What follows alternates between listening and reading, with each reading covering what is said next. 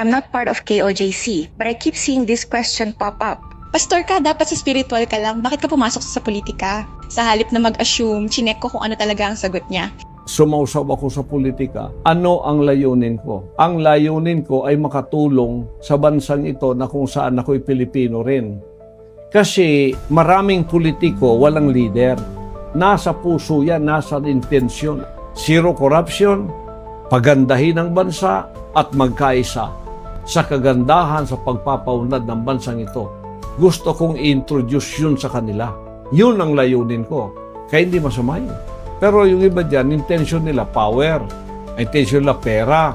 Kaya gusto ko itong leadership ko sa kingdom sa pagdadala sa secular na sanlibutan, mai-apply ko sa kanila para makita nila at maging light tayo sa kanila. Iyon ang layunin ko.